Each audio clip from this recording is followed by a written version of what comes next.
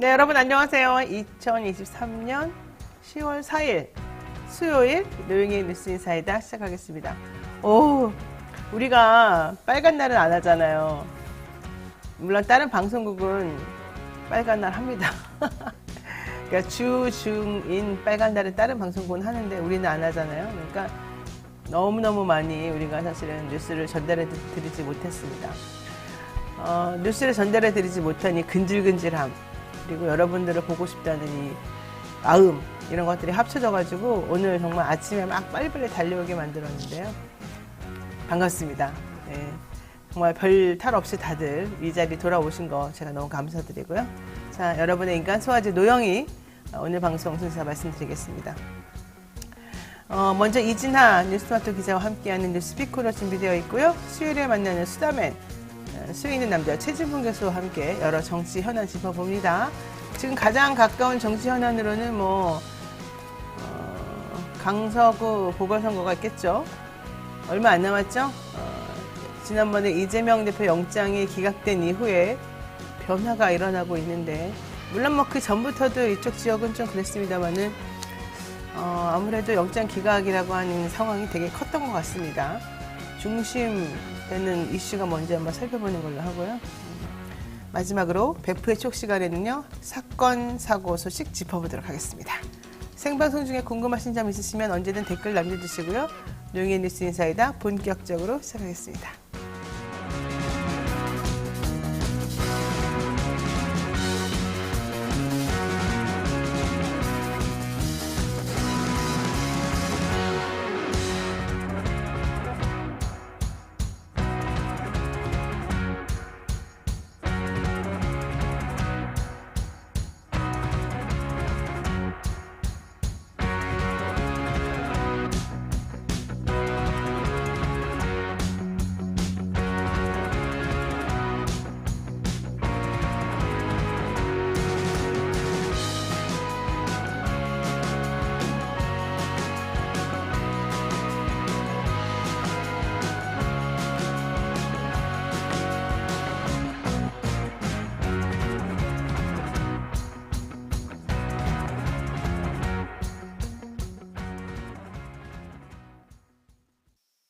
네, 많은 분들이 인사 남겨주시고 계십니다. 플레이어님, 자주 못 보던 분 같은데 반가 얘기해 주셨고요. 써니님, 배동우님, 많은 분들, 이연아님, 다들 정문희님, 죄송합니다. 남이조님. 제가 사실은 감기가 심하게 걸렸어요. 그래서 이번 연휴 때 바로 그 연휴 시작하기 전에 제가 무조건 병원에 가서 편도선이 붓고 이제 난리가 나가지고 약을 왕창 받아오고 주사도 왕창 맞고 해서 6일 동안 많이 집에서 몸 조리를 했는데 결국 그게 좀 정리는 안 됐습니다. 그래서 목소리가 좀 여러분들 듣기에 좀 뭔가 답답하고 좀 굵고 좀 별로 마음에 안 들 가능성이 있어요. 좀 깨끗하지가 않고 그 점 양해 부탁드리고요. 가급적이면 말을 안 하는 쪽으로 한번 해보겠습니다. 자, 손영아님께서 서울 지역 선거 어떻게 전망하십니까? 그리고 배동원님께서 강서 선거는 총선의 바로미터, 민주시민의 많은 격려가 필요합니다. 이제 이런 얘기 했는데, 맞아요. 그래서 이 선거 얘기 한번 우리가 또 좀 안 해볼 수가 없는 상황이 됐고요. 임명전님, 오늘 아침 정말 일어나기 힘들었는데, 노변님 생각을 잠시 했어요. 매일 아침 방송하시는지라 얼마나 힘들까요? 정말 커리어우먼 대단하십니다. 오늘도 뉴스토마토 시청하면서 하루를 시작하겠습니다. 화이팅! 합니다. 네, 이런 말씀 들으니까 제가 정말 힘이 나고요. 맞습니다. 제가 오늘 열심히 한번 깔끔하게 정리해드리겠습니다. 자, 박종진 님도 오랜만에 감사드리고요. 자, 뉴스토마토 이진아 기자와 함께 뉴스픽 진행해 보겠습니다. 어서 오십시오. 네, 안녕하세요. 주말에 혹은 내지는 연휴에 잘 지냈습니까? 네, 잘 보냈습니다. 얼굴이 그냥 다 반짝반짝 빛이 나네. 자, 할 말이 많으니까 계속 갑니다. 이재명 대표가, 민주당 이재명 대표가 영수회담을 제안했습니다. 영장 기각에 이제 힘입어서 우리 한번 영수회담 해보자 조건 없이 그랬는데, 네. 대통령실에서는 드릴 말씀이 없다. 이러고 일축하고 여당에서는 정말 별별 또 막말이 나오더만요. 이 얘기 한번 맞습니다. 들어보겠습니다. 네, 추석 연휴 기간 영수회담을 놓고 여야의 공방이 계속됐습니다. 이재명 더불어민주당 대표의 거듭 요청에 대통령실은 어제 드릴 말씀이 없다 이렇게 일축했고요. 그러자 이제 민주당에서는 국민이 먹고 사는 문제를 최우선으로 삼고 상식과 정의를 회복하자는데 뭐가 그렇게 두려운가 이렇게 비판했습니다. 네, 이 대표가 지난달 29일 날 자신의 페이스북을 통해서 대통령과 야당 대표가 조건 없이 만나 민생과 국정을 허심탄회하게 논의하고 할 수 있는 일을 신속하게 할 수 있게 바란다 이렇게 이야기를 했는데요. 벌써 이렇게 대통령과 영수회담을 이제 요청한 것이 8번째라고 합니다. 제가 좀 세어봤더니요. 네, 그동안 이제 대통령실은 윤 대통령과 이제 피해자 신분인 이 대표가 1대1로 회동하는 것이 좀 부정적이다 이렇게 입장을 계속 유지해 왔는데 그 기조가 계속해서 계속되고 있는 것으로 보이고요. 또 이 대표의 파트너가 여당 대표라는 인식과 윤 대통령이 검찰 수사를 받는 이 대표와 마주하는 것이 부적절하다는 판단에서 나온 것으로 보입니다. 그러니까 사실 저는 이 부분이 계속 걸려요.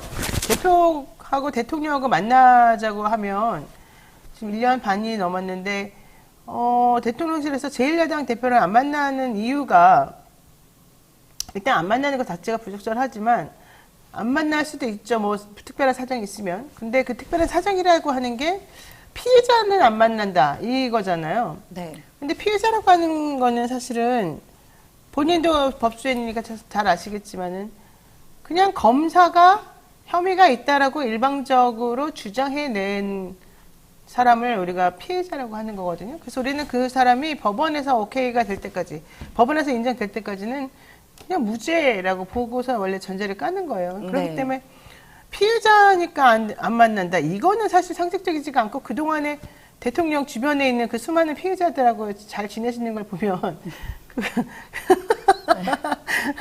그 피해자들하고 잘 지내지 않으십니까? 근데 그런 걸 보면 좀 안 맞는 말 아닙니까, 솔직히? 네, 뭐 어제 또 어떤 프로그램에서는 그런 얘기도 하더라고요. 그 장모님께서는 네. 그 식구들이 주변에 쫙 깔렸잖아요. 이번에 특히 추석 때 많이 만났을 거 아니에요? 네, 그런데 이제 왜 이 대표를 왜 못 만나냐 이런 비판의 목소리가 나오고 있는데 사실 그래서 지금 언론에서도 대대적으로 지금까지 영수회담 했던 것들 역대 대통령들의 영수회담을 막 카운터를 하면서 얘기를 하는데 지금 정말 최초입니다. 1년 넘게 거의 2년째 하면서도 한 번도 만나지 않았기 때문에 네, 그거에 대한 비판은 계속 되는 것 같습니다. 아니, 그리고 그동안에 정치하면서 야당 대표나 야당의 중요한 그 의사결정자가 뭐 혐의를 받고 검찰로부터 이렇게 저렇게 얘기 들은 사람이 뭐 전혀 없는 게 아니에요. 전혀 없는 게 아니고 뭐 이건 죄송한 말씀이지만은 또 우리 영부인께서도 사실은 그 결혼하시기 전부터 혹은 현재까지도 계속해서 피해자 신분으로 지금 있는 거 아닙니까? 근데 너무 계속해서 피해자를 못 만난다? 나는 이거는 조금 너무 결벽증이 있으신가? 이거는 좀 옳지 않은 것 같은데. 이렇게 지금 현재 이번에 추석 때 얘기했지만 안 오르는 게 없잖아요. 버스 값부터 시작해서 뭐 전철값부터 시작해서 진짜 우유값 올라가고 뭐 아이스크림 값 뭐 무슨 값 다 올라간다는데 옛날에 라면 값 500원 하나 내려놓고는 마치 엄청나게 내린 것처럼 막 얘기하는 걸 보면 경제가 이렇게 엉망진창이고 뭐 하나 제대로 되는 게 없는데 지금 사람들 너무 실망하고 속상해가지고 이번에 추석 때 다들 못 살겠다 아우성이었는데 그런 걸 해결하기 위해서라도 대통령이 좀 결정을 좀 내서 초당적 결정을 내려가지고 그냥 국민의 대표로서 야당의 대표를 만난다 이렇게 생각하시면 되는 거 아닙니까? 네, 근데 이제 야당에서는 그렇게 얘기하고 있는데 여당에서는 이제 김기현 국민의힘 대표가 여야 회담을 하자고 하면서 자꾸 도망가는데 뭐가 그리 두려운지 모르겠다 이러면서 이 대표의 형태를 연목구어라고 이제 이야기를 했습니다. 연목구어? 네, 나무 위에서 뭐 물고기를 찾는다라는 얘기죠. 그래서 뭐 정말 중요한 민생 문제를 국회에서 해결해야 하는데 국회 얘기를 안 하고 어디 엉뚱한 번제서 가서 이야기하냐 이렇게 질타를 했고요. 윤재욱 원내대표도 야당 지도부의 파트너는 여당 지도부이지 대통령이 아니다 이렇게 반박을 했습니다.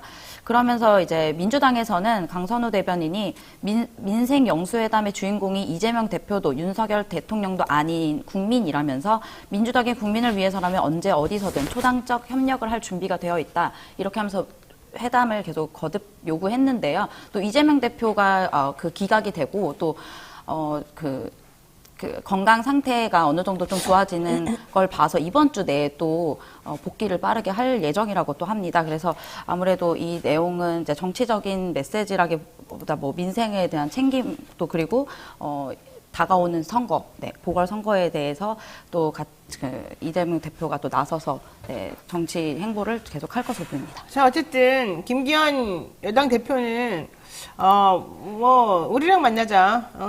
야당 대표니까 여당 대표랑 만나는 게 맞지 않겠냐 이런 얘기도 했지 않습니까? 네. 그러면 뭐 어차피 이재명 대표 입장에서도 대통령이 안 만나줄 건 뻔뻔쩍고 민생 논의하고 싶으면은 여당 대표하고 만나서 그러면 또 한번 허심탄회하게 얘기해보는 것도 필요하다라고 저는 생각합니다. 근데 뭐 엿먹고 이런 얘기 쓸데없이 할 필요는 없고 뭐 대표하고 야당 대표하고 대통령 만나는 게 뭐가 엿먹고입니까? 그냥 대통령이 만나기 싫어서 그냥 안 만나는 것 뿐이지.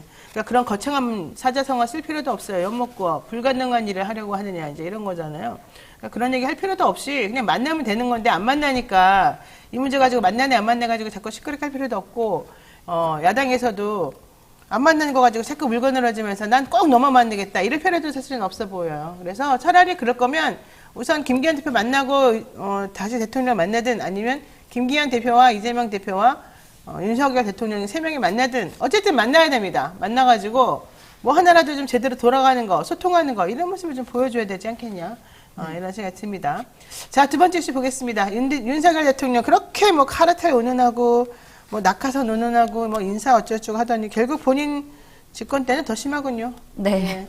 정권이 바뀔 때마다 반복되고 있는 낙하산 인사 문제가 이제 윤석열 정권도 다르지 않은 것으로도 확인됐는데요. 네. 대통령이 되기 전에 했던 낙하산 인사는 없다라는 이 공언은 공연불에 그치고 있다라는 지적이 나오고 있습니다.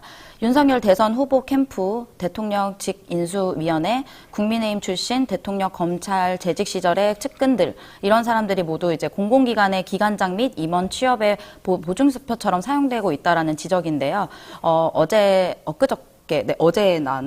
나온 걸로는 이제 국회 산업통상자원 중소벤처기업회 소속 더불어민주당 정청래 의원이 3일 산업부 산하 공공기관과 공공기업으로 받아서 이제 분석한 자료에 따르면 윤석열 정부 출범 1년 만에 정치검찰 출신의 공공기관으로 취업한 인원이 총 34명에 달하는 것으로 확인됐습니다. 그러니까 대통령이 사실은 그 대통령 되기 전에 공약했던 것 중에 안 지켜진 게 너무 많죠. 사실은 거짓말 진짜 많이 했다. 우리가 이제 그냥 아주 나이브하게 얘기하면 그렇게 말할 수도 있는데 뭐 예컨대 여가부 아직도 폐지 안 했습니다. 저는 여가부 폐지에 대해서는 신중론이기 때문에 그걸 뭐 좋다고 보는 건 아니지만 어쨌든 여가부 폐지하겠다고 했지만 안 하고 오히려 장관만 계속해서 지금 임명하고 있는 중이에요. 보훈 인사처럼.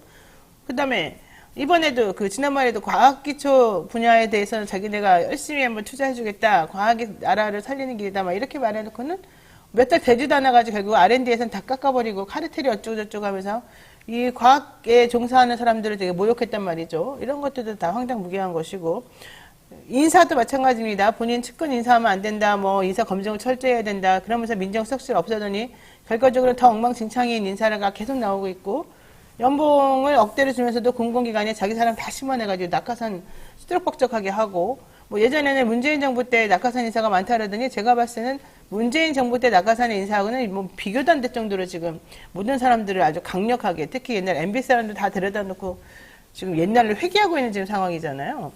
근데 그런 의미에서 보자면 대통령이 지금 공수표 날린 게 한두 개가 지금 아닌데 그 중에서 더 심각한 게 바로 이거 같아요. 억대 연봉 공공기관 낙하산. 네. 이번에 언론 통해서 지금 나온 것들을 보게 되면 결과론적으로는 왜 거짓말했냐 이런 비판이 나올 수밖에 없는 거죠. 네, 맞습니다. 2021년에 이제 윤 대통령이 이제 그때 당시엔 대선 후보 시절에 이렇게 말했거든요. 캠프에서 일하던 사람을 일을 시킨다? 전 그런 거 안 할 겁니다.라고 했고 또 22년도 3월에는 대통령 당선인 당시에 대통령직 인수위 인선을 발표하면서 국민을 제대로 모시기 위해선 각 분야 최고의 경륜과 실력 있는 사람을 모셔야 되는 거지 자리를 나눠 먹기 식으로 해서 저는 그런 식으로 국민 통합은 안 한다라고 이야기를 했는데요. 사실 이제 살펴보니까 공기업의 경우는 이제 시민의 그 생활과 밀접하게 연관되어 있는 한국 가스공사나 이런 것들이 대부분인데요. 대표적으로는 SBS 기자 출신의 홍지만 씨가 올해 3월에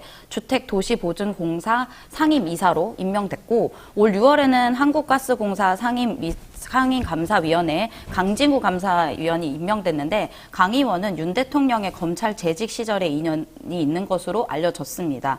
또 지난달 한국마사의 상임감사 임명된 윤병영 감사도 1986년에 검찰 수사관으로 입직해서 윤 대통령과는 대구지검에서 함께 일했던 것으로 인연이 알려져 있고요. 뭐 이 밖에도 굉장히 많은데 좀 자세한 내용들은 그 정청래 의원이 보도자료를 낸 것을 좀 확인을 하셔서 좀 살펴보셔도 괜찮을 것 같습니다. 네, 뭐 예컨대 인천공항공사 사장 김경욱 전 차관이었죠. 이 사람이 제2차관 출신 국토교통부. 저희 학교 원래 선배와 같이 공부했는데 저희 지도교수가 갔거든요. 그래서 여기 간 내용을 제가 잘 알고 있는데, 이분 같은 경우에도 지금 임기가 만료가 안 됐는데 그냥 알아서 내가 나가겠다, 지금 이런 상황인 거잖아요. 이제 압력이 너무 심하니까 사실은 그럴 수밖에 없는 거죠. 근데 이런 식으로 압력을 행사해서 버티는 사람들은 별별 수단을 다 써가지고 다 내쫓고, 그 다음에 뭐 형사처벌까지 지금 감수하게 하고 모욕을 엄청나게 주고, 그냥 그런 걸 보면서 야, 이거 안 되겠다, 먼저 나가야 되겠다 하는 사람들은 그냥 슬슬슬 내보내주고, 이런 식으로 하는 거, 이게 과연 옳은 것인가? 지금 공공기관 낙하산 투입되고 있는 인원이 계속해서 많은 데다가 앞으로도 지금 더 많은 사람들이 지금 남아있다는 거죠? 네, 더 많이 될 것으로 이제 보인다라고 이제 언론에서도 지적하고 있는데요. 윤석열 정권 초부터 최근까지 지속적으로 공공기관에 낙하산이 투입되고 있는 가운데 앞으로 새로 선임될 공공기관장 및 임원 자리가 훨씬 더 많을 것이라고 예상을 하고 있습니다. 네. 일단 통상 공공기관장의 임기는 3년이나 이제 임원은 2년 정도인데요.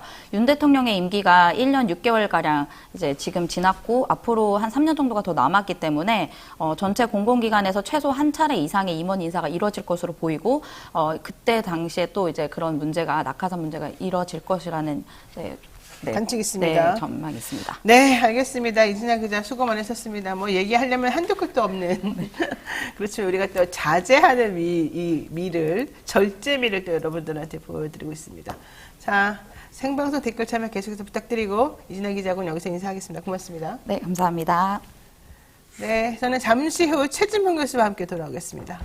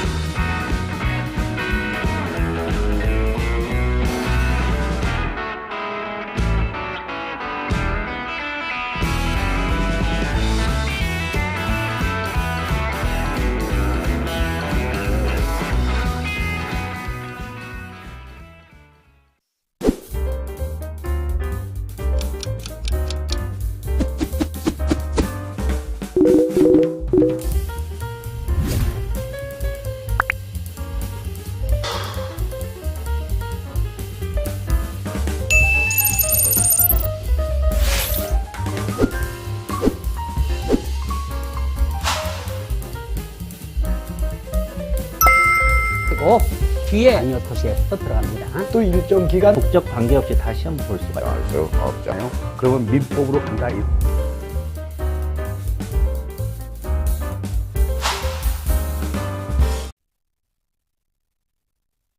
네, 잠시 오늘 광고 타임 시작하고 얘기하겠습니다. 뉴스 인사이다를 열렬히 후원하고 먹여 살려주시는 주님께 감사드리죠.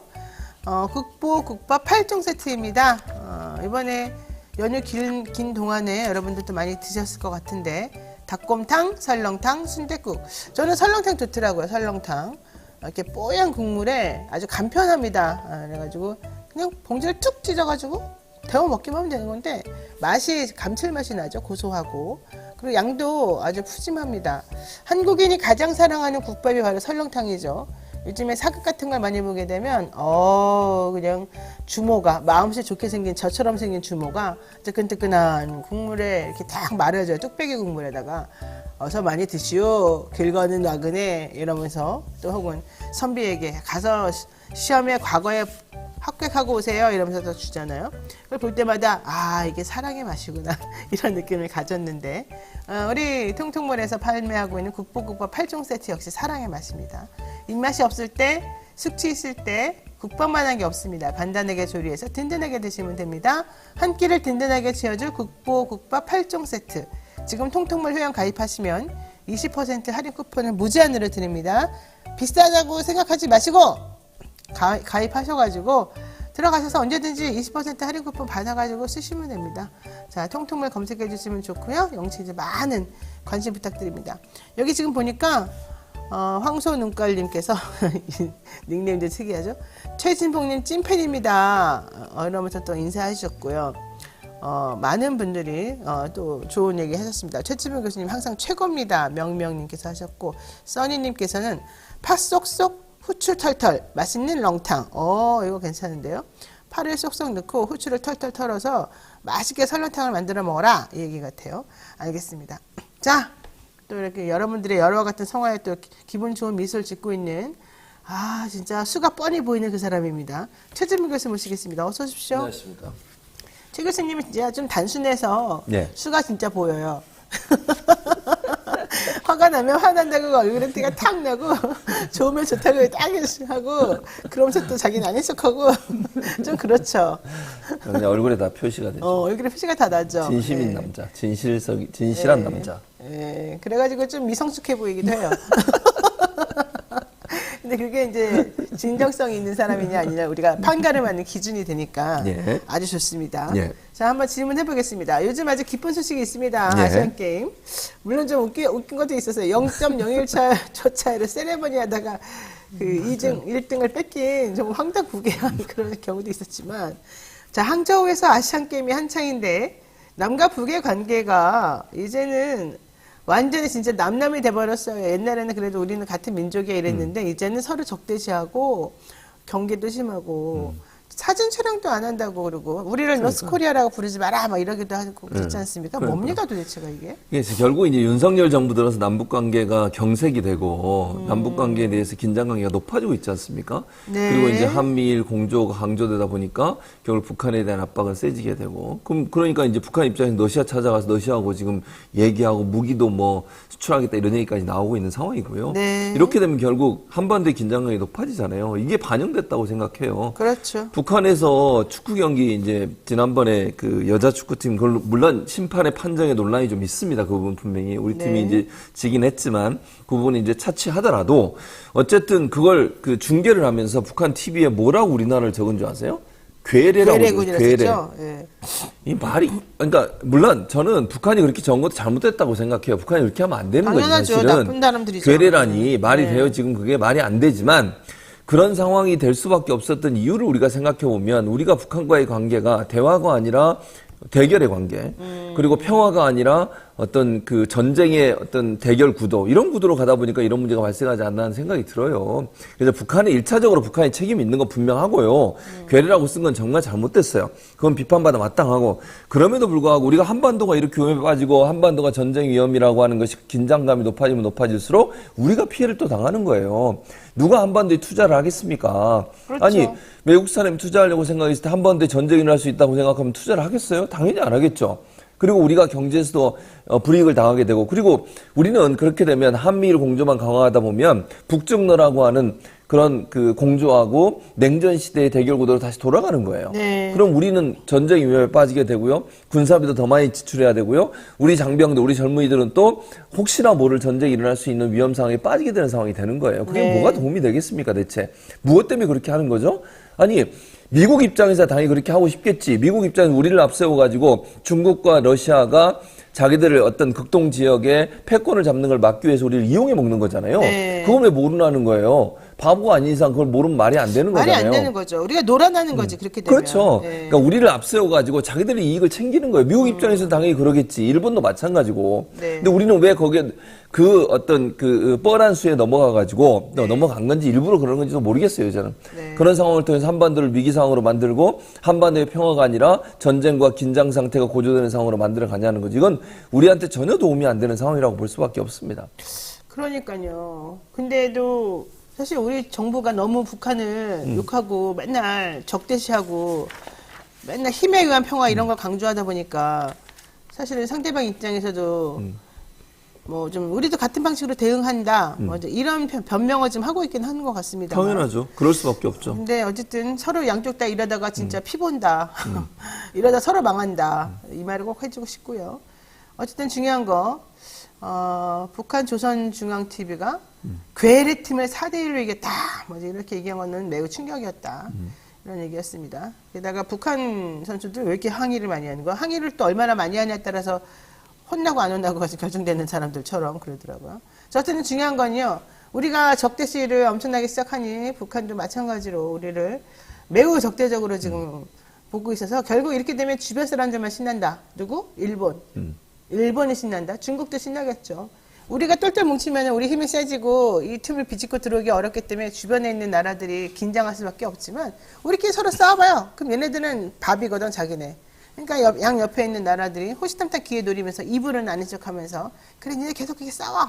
이렇게 될 수밖에 없어요. 근데 그걸 모를 리가 없는데 이상합니다. 자 어쨌든 이렇게 됐고요. 더 중요한 건 이건데 좀 이상한 게 있었습니다. 지난 예. 1일 날 한국과 중국의 남자 축구 8강전이 열렸거든요. 그렇죠. 근데 이제 우리가 이겨서 다행이긴 했습니다만 댓글이 좀 이상했어요. 댓글 응원 페이지에 이게 원래 중국하고 한국하고가 이제 1대1 물론 뭐 사람이 더 많으면 걔네들이 많을 수도 있긴 합니다만은 10배나 더 많이 이 댓글 응원 페이지를 선점해가지고 쫙 가져가 버렸단 말이에요. 맞아요. 근데 그거는 이 포털이라고 해야 되나? 이 사이트 운영하는 곳에서 좀 조절을 해줬어야 되는 거 아닌가? 우리가 쓸 수 있는 틈이 없더라고요. 어떻게 돼요? 그러니까 지금 말씀하신 것처럼 다음하고 네이버가 현장 실시간으로 중계를 했었어요. 인터넷상에서. 그러면서 응원 클릭을 할 수 있게 만들어 놨거든요. 근데 거기에 네이버는 이게 방식이 달라요. 다음하고. 네이버 같은 경우에는 뭐 어떻게 돼 있냐면 로그인을 반드시 하게 돼 있어요. 그러니까 그렇죠. 노영이가 누르는 게 확인이 되는 거지. 로그인을 해야 되니까. 그렇죠. 해야죠. 근데 예. 다음은 로그인을 안 하고도 할 수 있게 돼 있어요. 그렇구나. 그러니까 중복으로 계속 누를 수 있는 거예요. 그러니까 그런 차이가 있다는 점을 여러분이 꼭 아셔야 돼요. 그러니까 다음에서 왜 죄송합니다. 다음에서 왜 그렇게 숫자가 많이 났냐. 중국을 응원한 숫자가 훨씬 많았다는 거예요. 그러니까 문제가 있는 거지, 분명히, 그거는. 이거 진짜로 중국을 응원하는 사람이 만났을 수도 있잖아요. 근데 저는 아니라고 봐요. 그러니까 왜냐면 이게 그렇게 될 수 없는 게 지금 다음과 네이버는요, 중국에서 우리나라로 접속하는 걸 차단시켜놨어요.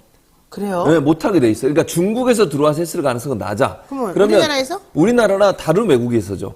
근데 그걸 이제 이렇게 볼 수 있는 매크로나 이런 걸 동원하게 되면 누르지 않고도 자동으로 눌리지게 만들 수 있잖아요. 혹시 일본에서 중국인 사람 양 하고 우리를 욕한 거 아니에요? 모르지 뭐 그거는 그럴 수도 있죠. 지금 이제 그럴 가능성도 전혀 배제할 수 그런 없어요. 얘기도 하잖아요, 사람들이. 그러니까 네. 그래서 저는 이게 사실은 이게 무슨 마치 그 박성주 의원 나와가지고 그런 얘기를 하더라고. 총선을 앞두고서 무슨 뭐 조작의 가능성이 있다 이런 얘기까지 하는데 이거는 너무 나간 거예요. 저는 아니라고 봐요. 그러니까 예를 들어서 댓글이나 이런 걸 올리는 건 아니면 응원 메시지는 클릭만 하면 응원의 숫자가 올라가는 거거든요. 근데 만약 매크로처럼 이렇게 자동으로 클릭을 유도하게 만들어 놓으면 훨씬 숫자가 올라갈 수 있죠. 왜 근데 이게 중국만의 문제만 꼭 집어서 얘기하는지 모르겠어요. 그 전에 우리가 키르기스스탄? 뭐 이름 있잖아. 이름도 이제 헷갈려. 너무 길어가지고. 어쨌든 그 나라하고 할 때도 동일한 현상이 일어났었어요. 중국뿐만 아니야. 근데 왜 꼭 집어서 중국만 얘기하는 거예요, 지금 대체? 그러니까 국민의힘도 제가 볼 때 좀 웃기는 게 중국과 연관돼 있으면 알러지 반응을 일으켜요. 그래서 그런 거예요? 그러니까요. 왜 키르기스탄도 할 때도 그때도 그 나라가 훨씬 우리보다 많았어요, 응원 숫자가. 키르기스스탄. 네. 그러니까 결국은 뭐냐면 제가 볼 때는 누군가가 이게 조작을 하든 아니면 매크로 활동을 통해서 클릭을 유도했을 가능성은 있어요. 그건 찾아서 뭐 문제가 있다면 처벌을 하든지 아니면 바꿔야 되겠죠. 그러나 이것이 단순히 그냥 우리나라에 중국 사람들이 들어와서 또는 중국의 우리나라에 살고 있는 중국 분들이 있잖아요. 이분들이 의도적으로 주도적으로 민주당을 지지하고 국민의힘을 지지하지 않고 진보를 지지하고 보수를 지지하지 않는다. 이런 논리로 가는 것은 너무 비약이에요. 그러니까 알겠습니다. 다른 나라와 경계에서 동일한 현상이 일어났다고 하면 이거는 네. 운영의 문제이고 매크로나 이런 기계적 도움을 받아서 그렇게 했을 가능성이 있고 이걸 막으면 되는 것이지 그게 마치 뭐 진보 보수의 대결인 것처럼 또 중국만이 특별히 일어난 일인 것처럼 얘기하는 것은 너무 지나친 비약이라고 생각합니다. 알겠습니다. 자, 어쨌든 네이버하고 다음에 이 포털 양대 포털에 올라온 그 응원과 관련된 내용이 되게 이상했기 때문에 여기에 대해서 의문을 조금 가지는 거는 사람들이 뭐 다 있을 그럴 수 수 있다고 있죠. 보는데 네, 맞아요. 그거를 또 막 엄청나게 한 나라를 특정해서 공격하고 그 정부 기조와 맞춰가지고 뭔가 설명하려고 하는 방식으로 자꾸 아전인수하면 안 되겠다. 이 얘기를 좀 하시는 것 같습니다. 네, 맞습니다. 아, 내가 너무 정리를 잘해주지 않아요? 죄송합니다. 왜 너무 웃겨가지고 무슨 웃음을 뜻이에요? 참을 수가 없네. 왜요? 왜 웃겨요? 내가 다 얘기하고 나니까 자기가 아니 정리를 해줬잖아요. 정리를. 아, 알겠습니다. 본인의 얘기가 막 이렇게 풀어져 감사합니다. 있으니까. 풀어져 있다니요. 이거 퍼져 보세요. 있으니까. 제가 얘기해도 정리가 잘 되고 있습니다. 아니잖아요. 내가 한 말처럼 깔끔하게 했어요. 나 지금 1분도 안 되는, 10초도 안 되는 거 가지고 자기가 한 20분의 말을 다 해줬는데? 알았어요. 네, 앞으로 전 열심히 노력해서 그러시죠. 계속해서 이렇게 정리 잘하는 그런 앵커로 나올까 싶습니다. 예. 이렇게 다른 사람 말 잘 듣고 사람이 절로 딱 갈라 그러면 일로 데려오고 이 얘기 안 하려 그러면 탁 이 얘기 하게 해주고 이게 저의 능력입니다, 여러분. 고맙습니다. 자기 자랑이었습니다. 네, 수다맨 용의하십시오. 자, 이 얘기 해보겠습니다. 우리가 이제 보궐선거 얘기를 안 할 수가 없어요. 네. 저는 이제 강서구 보궐선거 관련해서 제가 그러니까 이 여론의 흐름을 사실은 지난번에 이재명 대표에 대한 영장이 기각된 이유에 살펴봤어요. 네. 뭐 리얼미터라든가 여러 가지 또 내지는 비공개 내부 자료 등등을 다 합쳐가지고 제가 다 정리를 해봤거든요. 네. 그리고 그 관계자들이나 중심 인물들한테도 정보를 얻고 그래서 제가 이제 노영희 TV에서도 잠깐 한마디 해드렸습니다만은 저는 보니까 이게 그 강서구청장 후보 관련해서는 김태호 씨라고 하는 사람이 사실은 다시 들어와가지고 대법원에서 유죄 판결을 냈는데 갑자기 대통령 사면에 의해서 다시 이 판에 들어온 거잖아요. 그렇죠. 근데 그 과정에 대해서 좀 많이 납득을 못하고 설득이 안 되는 그런 이상함 석연치 않은 부분이 있더라. 그러니까 아무리 유죄해도 대통령이 너 들어와 그러면은 갑자기 죄가 없어지고 막 깨끗한 사람이 되고 투사가 되는 거야. 그러니까 그게 나는 이해가 안 간다. 그래서 내가 보기에는 여론 플러스 사람들의 그런 이상한 의문점 이런 것들을 다 합쳐서 종합적으로 보게 되면 좀 민주당에게 유리한 거 아니냐. 특히 진기원 후보가 상당히 큰 격차를 이길 가능성도 좀 있겠다. 이렇게 설명을 제가 했습니다. 네. 제 말에 동의하실까요? 동의해요. 그러니까 저는 그래요? 결론적으로 얘기하면 이번 선거에서 민주당이 승리할 가능성이 높아요. 다만 제가 이렇게 얘기하는 걸 조심스럽게 얘기하는 이유는 뭐냐면 이러면 해이해지면 안 되기 때문에 그렇죠, 그래요. 그렇죠. 늘 선거에 임하는 사람들은요. 진다고 생각하고 해야 돼요. 맞아요, 아무리 맞아요. 앞서가도 맞아요. 우리가 한 5% 지고 있다. 그러니까 최선을 다해서 하는 그런 모습을 보여야지. 우리가 이긴다고 생각하면 풀어지잖아요. 해이해지고. 맞습니다. 그러면 절대로 안 돼요. 긴장을 놓치면 안 되기 때문에 제가 조심스럽게 얘기하지만 결론적으로 말씀드리면 뭐 민주당이 승리할 가능성이 높아요. 현재로 보면. 다만 네. 어느 정도 격차가 나느냐 중요하다고 저는 보거든요. 이게 뭐 더블 스코어가 나느냐 아니면 10% 15% 정도 되느냐 이거 차이가 문제가 중요하다고 생각해요. 왜냐하면 격차가 크게 나잖아요. 그럼 네. 그렇지 않아도 국민의힘이 총선 과정에서 수도권 위기론이 나오고 있어요. 네. 그거 많이 들어보셨죠, 노영희 네, 변호사도. 들었어요. 근데 그게 더 커져요. 지금 이게 물론 그래서 구청장, 결집한다? 아니 결집보다 국민의힘의 내분이 일어날 수 있다는 거예요. 내분. 당연하죠. 왜냐하면 김기현 대표 체제로 못 치르겠다. 이거 큰일 났다. 만약에 강서구청 선거에서 진경훈 후보가 김태호 후보를 2배 정도로 따라 이겼다. 그러면요, 이건 정말 큰일 나요. 큰일 난다고 제가 표현한 건 뭐냐면 맞아요. 국민의 입장에서 내분이 반드시 일어납니다. 이거 총선 체제 바꿔라. 김기현 대표는 안 된다. 비대위 가자. 이런 얘기가 나올 거예요, 분명히. 지금도 사실 그런 얘기가 조금씩 나오고 있는데 네. 이 선거의 결과가 만약에 정말 큰 차이로 민주당이 국민의힘을 이기게 되면요. 네. 국민의힘은 엄청난 파장이 일어날 겁니다. 내분이 일어날 근데 거고. 큰 차를 이기지 않으면 이제 민주당이 좀 힘들어집니다. 뭐 그럴 수는 있는데 그래서 근데 큰 차를 이기는 게 민주당이 유리하죠. 유리하죠. 네, 네. 근데 그렇다 하더라도 만약에 민주당이 큰 차이가 아니라도 이기고 나면 이재명 대표 체제를 흔들 수는 없어요. 그거는 저는 뭐 명확하다고 생각합니다. 비명계가 네. 나서서 할 수 있는 말이 없다고 저는 보거든요. 만약에 뭐 그럴 일은 거의 가능성이 없지만 민주당이 패배한다고 하면 그때는 문제를 제기할 수 있지만 민주당이 승리를 한 이상 이재명 대표 체제를 흔들 수 있는 상황은 아니라고 봐요. 네. 그러니까 어느 정도 이재명 대표가 더 탄탄하게 총선에서 개혁적인 공천을 할 수 있는 기반을 이룰 수 있다. 그건 결국 무슨 말을 하는 거냐면 네. 강서구청장 선수 반드시 민주당이 이겨야 된다는 얘기를 하는 거예요. 그렇지 않으면 민주당은 네. 엄청난 혼란에 빠지게 돼요. 아니 그래서 사실은 저도 그랬지만 많은 사람들이 민주당이 이번 강서구청장 선거에서 이길 것이다라고 얘기를 이제 하니까 그리고 여론조사 돌려보니까는 좀 격차가 있는 것으로 민주당 지지자가 더 많은 걸로 나오거든요. 그랬더니 박성중 의원이 여당에 네. 조작 세력이 있다. 포탈에 또 개입하는 것 같다. 강서구 선거도 안심할 수가 없다. 이게 10월 3일 어제 1시 47분에 머니투데이에 나온 기사인데요. 예. 국회 과학기술정보방송통신위원회 여당 간사를 맡고 있는 박성중 의원이 이거 아무래도 문제가 있는 것 같다. 아까 말한 그 중국 얘기하면서 네. 이런 식으로 뭔가 포털에 조작해가지고 민주당에게 또 좋은 그런 표를 만들어주고 밭을 만들어주려고 하고 있으니 지금 현재 뭐 강서구청장 선거에서 만약에 여당이 이긴다 몰라도 여당이 진다면 그거는 뭔가 음모가 있을 수 있는 거다. 이제 이렇게 얘기를 하는 거예요. 그러면서 이 상황을 깎아내리고 이거 뭔가 조작이 있을 수 있다. 이렇게 또 경고를 날리고 있거든요. 이것도 하나의 흐름입니까, 그러면? 그러니까 저는 이거는 네. 국민의힘 내부에서 본인들 면피를 하려고 그러는 거예요. 무슨 얘기까지 나오는 줄 아세요? 뭐라 자, 그래요? 불리하다 우리가. 그런 얘기를 계속해요. 국민의힘이. 왜 그런 얘기를 하냐면 네. 본인들이 잘못하거나 아니면 윤석열 정부가 잘못해서 거기다 심판이 강하게 이제 프레임이 잡히게 된 거고 네. 심판의 바람이 불어서 결국 이런 경우가 나올 거라고 저는 보거든요. 근데 네. 그걸 그렇게 생각 안 하고 뭐라고 얘기하냐면 야 봐라 강서구에 있는 국회의원 세 자리예요 거기 셋 다 민주당이에요. 그리고 항상 민주당이 지난번 대선에서도요 강서구만 보면 이재명 대표가 앞섰어요. 네. 지금 그 윤석열 대통령보다. 그걸 내세우면서 뭐라 그래. 야, 이거 봐. 항상 민주당이 여기서 이겼어서 민주당 텃밭이야. 12년 만에 김태우가 강서구청장 한 거야. 그전에는 다 민주당들 후보들이었어. 네. 라고 얘기하면 뭐가 돼? 저도 우리 책임이 아니야. 이런 얘기를 하고 싶은 거예요. 윤석열 정부 책임이 아니야. 이런 얘기를 하고 싶은 거고 박성중 의원도 남 탓하잖아요. 지금. 그렇죠. 포털 사이트 탓하는 게 뭐겠어요. 우리들 책임이 아니야. 그러면 질 것을 전제로 해서 그렇지. 면피하려고 당연하죠. 책임을 저기다 전가하는 그렇지. 겁니까? 그럼요. 그렇다고 저는 봐요. 그러니까 본인들도 어느 정도 예측하고 있는 거예요. 이게 패널로 나가보면요. 다른 이제 일반 방송사들, 이게 유튜브 말고 이런 데 네네. 나가보면 보수 진영에도 다 그렇게 밑자락을 깔더라고, 대부분. 불리하다, 그렇게 우리가. 깔아? 그렇죠. 왜 그러겠어요? 만약에 졌을 때 김기현 대표가 책임을 지는 일이라든지 아니면 이게 만약 지게 되면 윤석열 정부가 공천에 개입한 문제, 개입할 수 있는 여건들을 네. 엄청나게 비판할 거예요. 그렇죠. 국민의힘 내분이 일어날 수 있기 때문에 그걸 잠재우기 위해서 어떻게 해야 돼? 이건 어쩔 수 없었어. 강서구라고 하는 지역 자체가 민주당 텃밭인데 우리가 이길 수 없는 상황이야. 우리 책임이 아니야. 그러나 총선은 다를 거야. 이렇게 본인들 스스로를 정당화할 수 있는 그런 상황이 되는 거 아니겠어요? 네. 그런 차원에서 저는 이런 얘기를 흘리고 있다고 봅니다. 일부러. 예. 자, 좋아요. 그러면은 요 얘기 일단 해보겠습니다. 그래서 결론적으로는 지금 지도부도 뭔가 좀 분위기가 안 좋다고 생각해서 예. 선장이 배에서 이렇게 막 배를 버리고 나가듯이 뭔가 지금 그런 분위기가 좀 보여진다.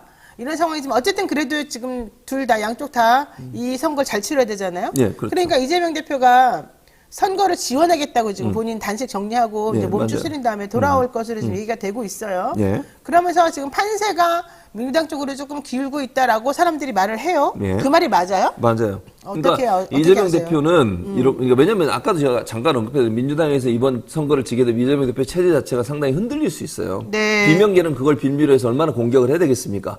안 된다, 바꿔야 된다. 이재명 대표 때문이다. 이렇게 공격을 해야 되겠죠. 그렇죠. 러니까 반드시 이겨야 돼요. 이재명 대표 입장에서 이번 선거에서 지게 되면 어떻게 돼요? 엄청난 정치적 부담을 안게 돼요. 그러니까 지도부 사퇴해라, 총사퇴해라 이런 얘기가 나온다니까요.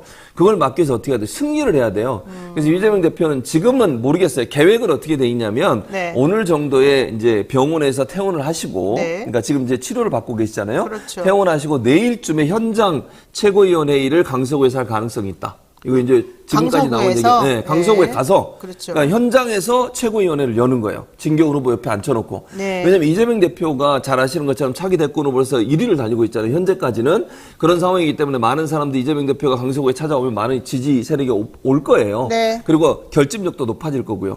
그리고 이제 이재명 대표가 참석하게 되면 민주당의 세가 좀 더 강하게 그 지역을 좀 결집할 수 있는 기회가 되기 때문에 네. 그런 차원에서 보면 이재명 대표 입장은 적극적으로 강서구에 가서 선거운동을 도울 가능성이 있다. 최소한 2번 이상은 방문할 거라고 생각합니다. 그러면 김기현 대표는요? 김기현 대표도 가고 있죠. 왜냐하면 아까도 말씀드렸듯이 김기현 대표도요. 네. 이번에 지게 되면 흔들려요. 내부적으로 반발이 일어날 수밖에 원래 없어요. 지금도 좀 흔들린 거 아니었어요? 그렇죠. 지금도 흔들리는데 더 흔들리는 더 거지. 흔들려. 근데 이제 이게 선택이에요, 이제. 이게 무슨 말이냐면요. 국민의힘이 더 안 좋아지는 상황이 된다고 하는 이유가 제가 말씀드린 이유는 뭐냐면 보통 일반적으로 이번 선거에 지게 되면 지도부가 총사퇴하고 비대위가 생겨야 돼요. 네. 근데 그거를 윤석열 대통령이 좋아하겠냐는 거야. 네. 왜? 지금 김기현 대표 체제가 말을 잘 듣거든. 시키는 대로 하잖아요. 그래요? 아니 공천 과정에서 김기현 대표가 어쨌든 형식상으로는 대표가 직인을 찍어줘야 공천장이 나가는 거잖아요. 네. 그러면 자기 말 잘 들을 사람 계속 앉혀놓겠지. 그렇죠. 비대위 체제로 가가지고 만약에 당에서 요구해가지고 대통령과 각을 세우고 대통령 탈당이라 이러니까 나오게 되면 왜냐면 대통령 때문에 지금 지지율이 낮으니까 이거 탈피하기 위해서는 대통령이 탈당을 하고 우리는 우리끼리 하겠다 이런 얘기가 나오면 어떻게 되겠어 본인한테. 옛날에 그렇게 했었지. 그렇죠. 사실은 당하고 분리시키면서. 그러니까 윤석열 대통령 입장에서는 검사 출신들을 많이 꽂아야 되고 자기들 그러니까 윤석열 친정 체제를 만들어야 되는데 그렇게 안 될 가능성이 있기 때문에 김기현 대표를 계속 끌고 갈 가능성이 저는 있다고 봐요. 자, 좋아요. 여기서 또 하나 이제 논점이 된 게 있었습니다. 진교훈 후보, 예. 김기현 대표, 그 다음에 김태우 씨. 네. 이런 사람들이 서로 얘기한 것 중에 하나가 이거였어요. 보궐선거 비용 40억. 이건 애교다. 애교 같은 야, 소리. 여권 봐라. 1,000억 썼다, 니네 때문에. 민주당 책임지면, 1,000억 책임지면, 우리도 40억 책임지겠다. 그러니까 이 얘기 무슨 얘기냐면, 김태우 씨 때문에 40억 보궐선거를 치르게 됐는데, 40억을 들여서, 다시 그 자리에 들어와서 네가 한다는 게 말이 되냐. 이제 이렇게 민주당이 공격을 하니까. 네. 국민의힘에서 무슨 소리냐. 니네는 박원순, 오거돈 성추행 문제 때문에 몇 개를 지금 날려먹어가지고 1,000억이나 들여가지고 그 자리를 다른 사람들이 메꾸지 않았냐. 니네가 우리한테 그런 말할 주제가 되냐. 이게 국민의힘 얘기였어요. 그럼 이렇게 물어볼게요. 그때 비판 안 했어요? 국민의힘 그때 비판 안 했냐고요. 엄청나게 비판했어요. 그것 때문에 그리고 민주당이 졌어요. 결론적으로 얘기하면. 네. 책임졌잖아 그러면 어쩌라고요. 그럼 자기들이 그거 따라합니까? 아니 본인들이 비판하고 본인들이 공격하고 본인들이 그러면 안 된다고 얘기하고 그렇게 비판을 해대가지고 본인들이 이겼어. 네. 그거 따라하는 거예요 지금? 아. 그 무슨 말입니까? 이게 말이 된다고 생각하세요? 따라쟁이? 따라쟁이인가? 따라쟁이들이. 아니 내로남불이잖아. 또 그때는 그렇게 내로남불이야? 공격하더니 자기들이 이제 우리는 괜찮아 뭐 그래도 몰라. 옛날에 공격했지만 우리는 그렇게 할 그렇지. 거야. 이게 뭐 하는 행동입니까 그때 대체? 공격 많이 했죠. 그렇죠. 그래서 그래놓고 이제 자기들이 해요? 그러면서 자기들 정당화하기 위해서 그걸 또 이용해 먹습니까? 그때 막 후화무치하다 그러고. 자기들이 자기 얼굴에 침 그럴 때는 뺏겨요. 후보를 내면 안 된다 그러고. 그렇게 얘기했잖아요. 그래놓고 자기들은 그랬죠. 내잖아. 그래놓고 그걸 얘기해서 그때 했으니까 우리도 괜찮아. 이게 무슨 논리입니까? 무논리지. 아, 무가 먹고 싶네, 갑자기. 아침부터. 이 얘기도 한번 해보겠습니다. 윤석열 대통령이 또 이념 대결 논란을 좀 부추겼습니다. 지난 2일 노인의 날 메시지에서도 나 이거 좀 안 했으면 좋겠는데 공산 세력과 자유신앙 경제 이 얘기를 계속했어요. 네. 왜 자꾸 이념 얘기를 하는지 모르겠지만 대통령이 이렇게 말합니다. 공산 세력으로부터 자유 대한민국을 지키고 자유민주주의와 시장경제에 기반해서 성장의 기틀을 세운 어르신들의 헌신을 잊지 않겠다. 노인의 날을 진심으로 축하한다. 공산 세력 얘기를 계속합니다. 공산 전체주의를 맹종한다. 이런 얘기를 8.15 때 하더니만. 에휴. 그러니까 왜 대통령은 계속해서 이 공산 세력에 집착하시는 걸까요? 제가 볼 때 네. 자기 지지층 결집이에요. TPO가 안 맞아. 맨날 그 지지층들은 공산 세력에만 집중돼 있는 거예요? 공산주의 비판하면 소위 극우 세력들은 결집하거든. 그러니까 그 자꾸 북한이 해가 중국 공격하고 이런 이유가 뭐겠어요? 왜요? 지지율이 너무 낮아. 그러니까 그 지지율 낮은 지지에서 지지층마저 빠져나가면 본인은 20%로 무너지게 돼요. 지금 30% 되잖아. 30%대 넘으니까 괜찮은 거 아니에요? 뭐가 괜찮아요? 그게 아니 대통령이 돼가지고 지지율이 30%가 창피한 줄 알아야지. 화를 내지 마시고. 알겠습니다. 30%대면 그래도 괜찮잖아요. 뭐가 괜찮아요? 지지층만 끌고 가잖아 지금. 중도층이라 국민의 지지를 못 얻고 있잖아요. 창피해 죽겠어요 지난번에 진짜. 문재인 정부 그 말 끝날 때쯤 40% 넘었었잖아요. 그러니까요. 비슷하잖아요. 그랬었죠. 문재인 대통령은 취임 1년 때까지 거의 60% 70%까지 갔던 적도 있었어요. 맞아요. 70% 80%까지 왜? 갔다 있었죠. 지금 30%가 말이 됩니까? 예전에 20%로 떨어진 적도 있었어요. 한 그래도 번. 대통령은 한 번밖에 안 떨어졌잖아요. 계속 30%대는 유지하잖아요. 얼마나 대단해요. 그러니까 지지층 결집이야. 유지하는 게 얼마나 그걸 어려운 건데. 유지하기 위해서 이 얘기를 하는 거라니까요. 아, 유지하려고? 그걸 유지하려고. 거기마저 빠져나가면 20%로 또 떨어지거든. 그러니까 반공 뭐 전체주의, 공산 전체주의 이런 얘기해가지고 그래서 얘기하면 뭉치는 사람들이 근데 있거든요. 아직도 공산주의 얘기하면 먹힙니까? 난 그게 이해가 안 나도 가는데. 이해는 안 가요. 근데 있나 봐요. 아니 공산주의 나쁜 거 다 알잖아요. 우리가 공산주의의 몰락이나 진짜. 공산주의로 인해서 국민들이 피폐해지고 망가지는 거는 북한을 딱 보면 알고 있는 그렇죠. 건데. 다 아는 거예요. 그 얘기를 하나마나 공산주의 안 그래도 미련을 갖고 있는 사람이 있다고. 있나 봐. 우리나라 그래, 사람 나도 중에? 몰라요 있는지. 못 나도 봤어요? 내 주변에 없어요 아, 그런 못 봤어요? 사람. 못 봤어요. 그 우리도 참 특이한 나도 못 분이세요. 보고 우리 교수님도 못 봤는데 예. 우리 대통령님 보셨네. 있나 봐요. 그러니까 아니 그리고 생각 노인의 날에 그 얘기를 왜 하는 거예요? 아니 좋아요. 6.25 전쟁 기념일이든 아니면 무슨 뭐 현충일이든 그때 얘기하세요. 네. 아니 말이 됩니까? 아니 노인의 날 기념사에 그런 얘기를 왜 하는 겁니까? 자기 SNS에 올렸어요. 그리고 8.15 경축. 8.15 경축사에 무슨 얘기하대? 일제에 대해서 얘기하지. 일제. 일본은 비판 안 하고 공산 전체주의 얘기를 해요. 말이 됩니까 지금? 8.15가 무슨 날이에요? 광복절 아니에요? 광복절. 우리를 억압으로 통치했던 일본에 대해서 비판하는 날이잖아. 그날 한마디도 일본에서 비판 안 하고 공산 전체주의 얘기를 해요? 뭐 이게 분위기 파악을 제대로 좀 하세요. 대통령이 돼가지고. 분위기 파악 얘기 나오니까 하나 물어볼게요. 예. 이번에 추석 때 식사하실 때 뭐 그 동네 사람들은 얘기 어떤 얘기 많이 했습니까? 무슨 얘기했어요? 네? 누구 욕했습니까 주로? 분위기 파악용으로 곤란할 것 같으니까 질문 안 하겠습니다. 예, 질문 알겠습니다. 철회하겠습니다. 예. 자 이번에 국민의힘에서 로고를 바꾼답니다. 진짜 웃긴 게 국힘이라는 줄임말을 인정 안 했었었는데 그동안에 예. 그리고 예. 되게 기분 나빠했는데 이제는 기억 히읗으로 한다는 거예요. 근데 예. 기억 히읗이면은 김기현, 근데 기현, 줄임말로? 김건희, 건희 비슷하네요. 예, 왜 갑자기 이런 걸 바꾼다는 거죠? 모르겠어요. 나는 진짜 이해가 이게 안 뭐 잘 멋있지도 뜬금없이. 않던데. 기억 근데 키우시 문제는 무슨 뭐냐면 말이에요? 네. 의원들 사이에서 논란이 있다는 거예요. 이게 의원들의 의견을 모으지 않고 지금 하고 있다는 거예요. 공식적으로 지금. 이것도 역시 누구 돈 벌어주게 하려고 그러는 뭐, 겁니까? 모르겠어요. 로고 같은 거 바꾸면은 그 회사는 돈 벌 거 아니에요? 그럼요, 돈 벌죠. 왜냐면 로고를 바꾸게 되면요, 모든 걸 바꿔야 돼요. 그러니까. 그리고 총선 나가면 이제 옷 입잖아요. 그걸 다 바꿔야 이것도 돼요. 다 바꿔야 되는데 특정 업체에다가 이거 뭐 그걸 주자는 로열티를 계속 내야 돼요. 그러니까 그 민방위 업체 옛날에 민방위 유폭 우리가 노란색이었는데 갑자기 파란색으로 바꿨죠. 이상한 초록색 비슷한 네, 걸로 맞아요. 바뀌었잖아요. 네. 그때도 돈 엄청 들었잖아요. 당연하죠. 근데 그런 거 한 번 하는 때 바뀔 때 비용이 들어가는데 한 번 하면 이제 그 업체에 계속 맡길 수밖에 맞죠. 없고 그렇죠. 그 디자인 같은 거 하게 되면 이제 거기에다가 계속해서 뭔가 주잖아요. 로열티를 주죠. 특히 이 기억 히읗 이런 로고 같은 거 누가 만들었는지 모르겠지만 쓰면 쓸수록 계속 돼서 돈이 들어가는 나오죠. 거예요? 당연히 돈이 나오죠. 그리고 만든 업체 다 돈 들어가고 그렇죠. 그리고 총선하면 후보자들마다 오. 다 옷 입잖아요. 지지자들 옷 입고. 그렇죠, 그렇죠. 그거 돈 다 들어가요, 거기에. 그럼 떼돈 벌겠네. 떼돈 벌죠, 그러니까. 우리도 그런 거 이거 하자. 방송하지 말고. 우리한테 안 해주잖아요. 우리한테 안 해줘. 안 해줘요.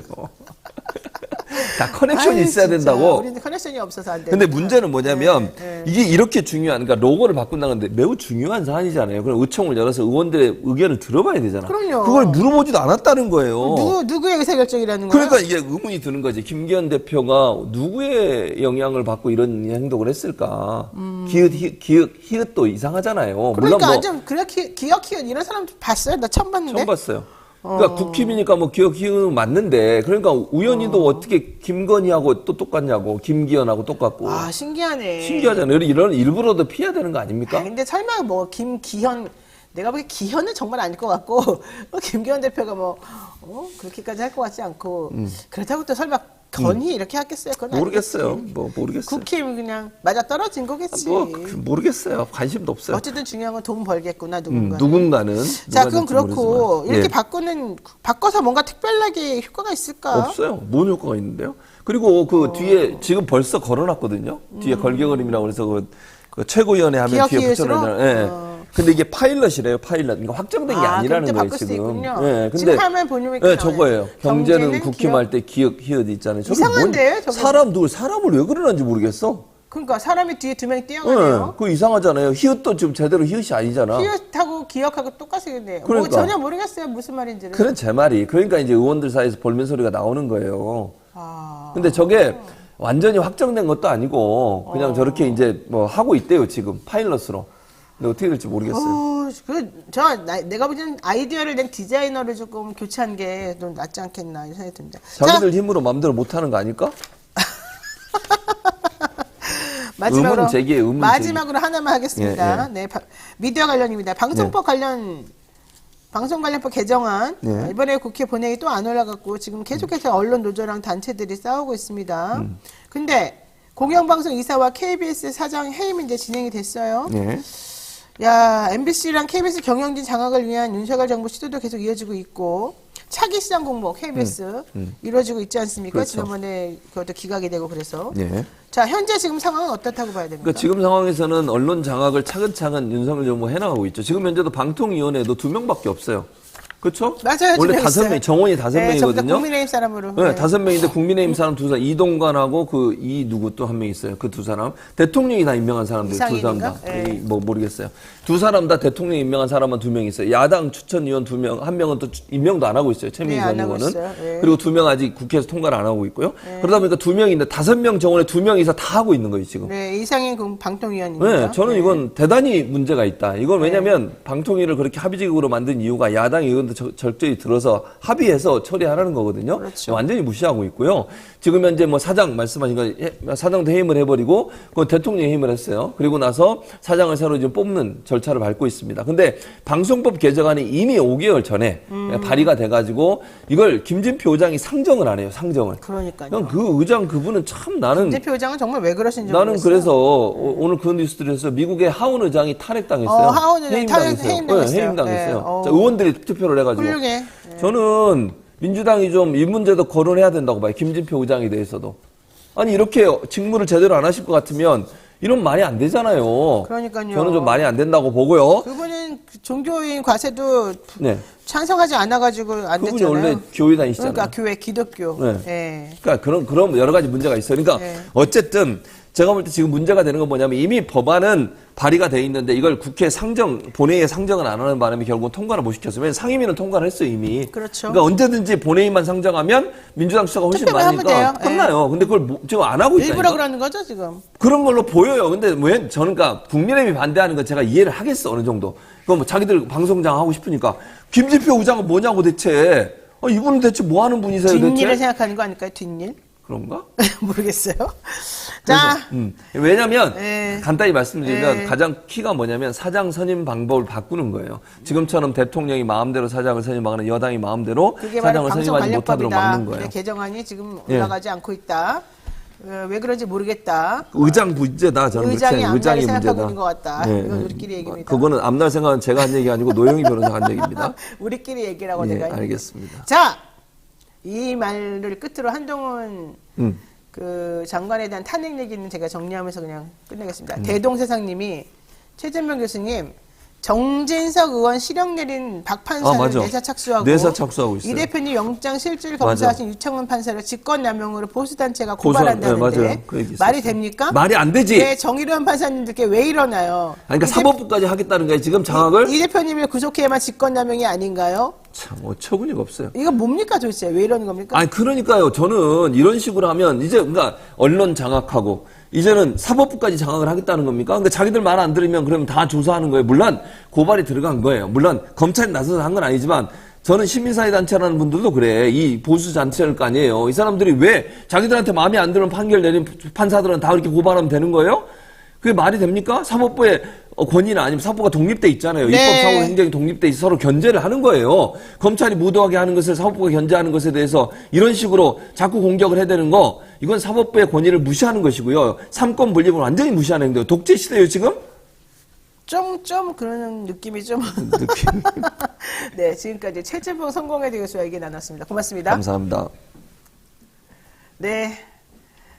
오늘 오랜만에 6일 동안 쉬고 나오니까 여러분들 막 시원하시죠? 저도 아주 시원합니다. 오늘 말씀 잘 들었고요. 잠시 기다리시면 2부 순서로 돌아오겠습니다.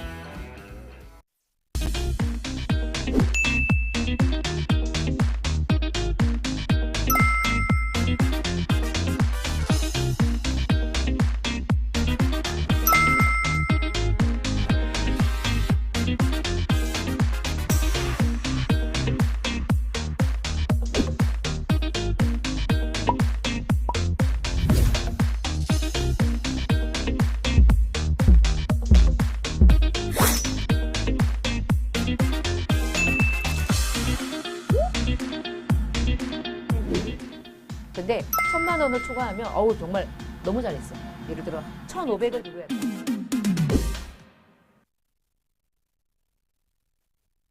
네, 이 엄혹한 시기를 헤쳐갈 힘을 주시는 그래도 두 번째 주님 말씀드리겠습니다. 믿을 수 있다 더 착한 보험 광고인데요. 건강보험, 차량보험을 더 저렴하게 만나볼 수 있는 전문 보험 클리닉 업체입니다.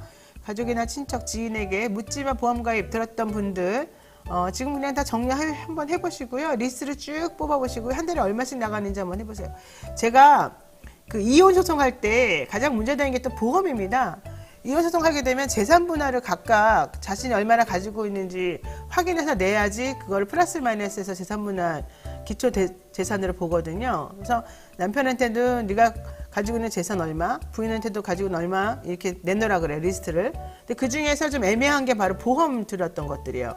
남편이 보통 뭐 자기가 계약자가 된다 하더라도 그 수령자는 자식이나 부인에게 또 부인도 마찬가지로 이렇게 반대로 이렇게 해주게 되기 때문에 그동안에 돈 들어갔던 사람들의 입장에서는 사실 우리가 이 보험을 그러니까 이혼을 하더라도 이 수령자가 자식인 경우에는 그걸 굳이 깨야 되냐 이런 생각을 많이 하게 되거든요. 근데 그걸 하다 보면은 이거 뭔가 중복보험되고 이거 뭔가 잘못됐고 이거 돈을 많이 들어가는데 혜택은 없구나 라는 생각을 하게 되는 그런 보험들이 있어요. 제가 이제 이혼 소송을 많이 하다 보니까 제가 지금 이혼 사건뿐만 아니라 이제 변호사 한 20년 하다 보니까 현실적으로 이렇게 딱 보면은 딱 보면 뭐가 잘못됐구나 이걸 알게 되거든요. 그래서 그런 부분 관련해가지고 확인을 해보면 분명히 중간에 누수가 돼요. 근데 이혼 소송할 때는 어차피 서로 끝나고 찢어지는 마당이니까 그냥 손해를 쫙 보고 다 찢어버리는 경우가 많아요. 다 해지해버리고 또 상대방 몰래 해지해서 자기가 가져버리고. 근데 그렇게 하면 정말 손해가 많아요. 몇 천만 원씩은 기본으로 손해가 나더라고요. 그러니까 그렇게 하지 마시고 그 전부터라도 두 분이 양쪽 엄마하고 아빠가 다 상의하셔가지고 혹은 뭐 다 식구들끼리 상의하셔가지고 좀 정리하는 게 필요하거든요. 그래서 그런 의미에서 이 착한 보험, 더 보험하고 컨설팅 한번 해보시면 그런 것도 매우 중요합니다. 더 착한 보험 클리닉에서는 전문 설계사가 부담되는 보험료를 합리적으로 줄여주고 보장은 최대한 유지할 수 있도록 친절하게 상담을 해드리기 때문입니다. 상담 예약은 대표 전화가 1644-1236, 1644-1236이고요. 010-7612-3303으로 문자나 카톡 주시면 언제든지 예약 상담, 방문 상담 가능합니다. 영친이들의 많은 관심 부탁드리고 이거는 뭐 진짜 뭐 돈을 벌려는 것보다도 제 입장에서는 돈을 벌려는 것보다도 사실 저는 뭐 보험 한다고 해서 특별히 돈이 많이 드는 건 아닌 것 같아요. 이 회사로 들어오기도 하겠지만. 근데 그거보다도 제가 이제 소송하면서 느끼는 이 보험과 관련된 여러 가지 불합리한 점들이 많기 때문에 여러분들한테 설명을 좀 해드렸습니다. 자, 더 착한 보험, 믿을 수 있는 더 착한 보험 한번 그냥 확인만 해보세요. 확인만. 내가 지금 갖고 있는 게 잘하는 건지 못하는 건지. 여러분들이 확인 잘할 때까지 제가 계속 말씀드리겠습니다. 자, 이렇게 하고요. 이제부터 베프의 촉 본격적으로 한번 시작해 보겠습니다.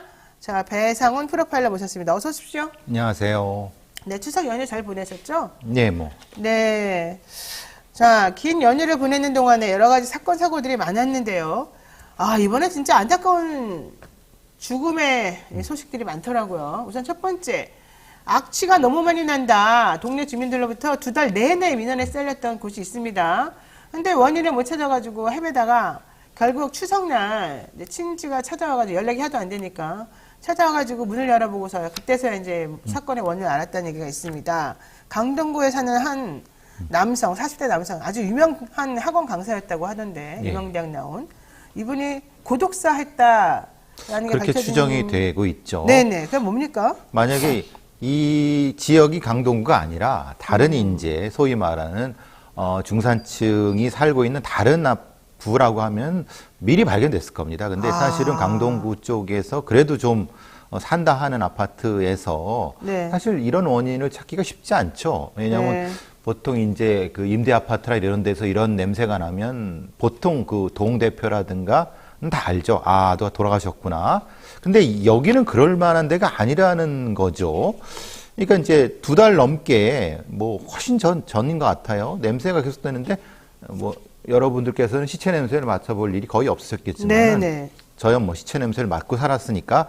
근데 이제 어떤 악취가 어디서 나는지 잘 모릅니다. 왜냐하면 이게 냄새 나는 게 위로 퍼지고 이렇게 퍼지기 때문에 사실은 되게 찾기가 쉽지 않은데, 그래서 이제 어쨌든 그러니까 뭐 민원만 있었고, 그래서 이제 그 추석 전날 이제 방문한 가족들에 의해서 발견된 건데 굉장히 많은 어떤 부패가 있었고, 근데 이제 우리가 송파 세모자 사건을 거치면서 관리비라든가 뭐 카드 이런 거 미납됐으면 체크가 리스트가 옵니다. 근데 이분은 그게 아닌 건 뭐냐면은 네. 소득이 높은 분이었다는 거예요. 그렇죠. 유명 뭐 명문대를 나오고 유명 네네. 학원 학원 강사였다라고 하니까.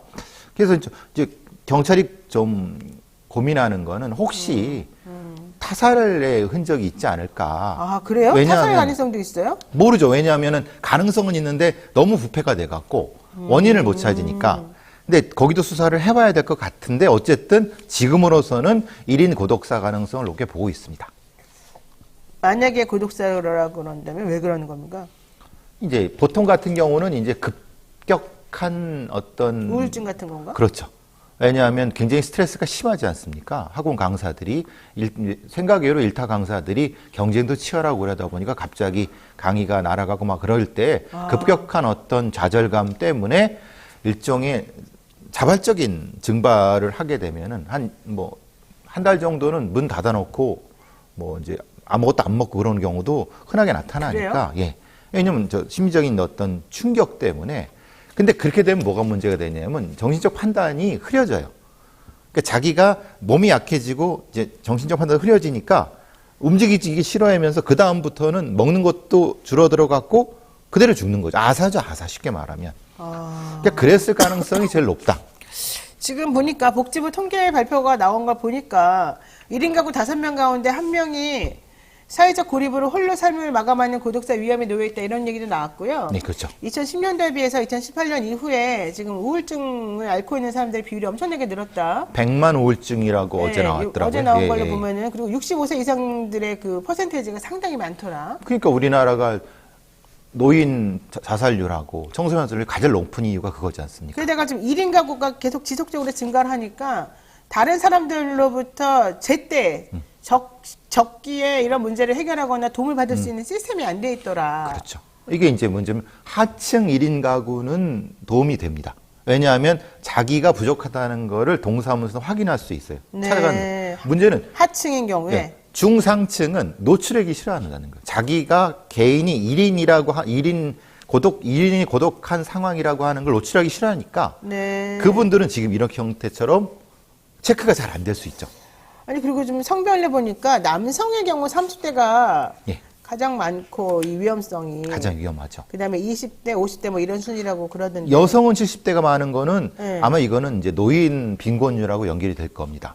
근데 남성들 같은 경우 30대가 많은 거는 네. 소위 말하는 이제 실업과 자발적인 형태, 그러니까 반자발적인 형태의 인구 증발 현상과 밀접한 관련이 있고 일본에서도 이게 가장 심각한 것은 아예 이 사람들은 취업률에 들어가지도 않습니다. 왜냐하면 취업의 의지 자체가 없기 때문에. 취업할 생각도 안 그렇죠. 하고. 그러니까 이걸 인간 증발이라고 네, 일본에 네, 표현하는데 뭐 몇만 명, 몇십만 명이 다 나가는데 바로 청소년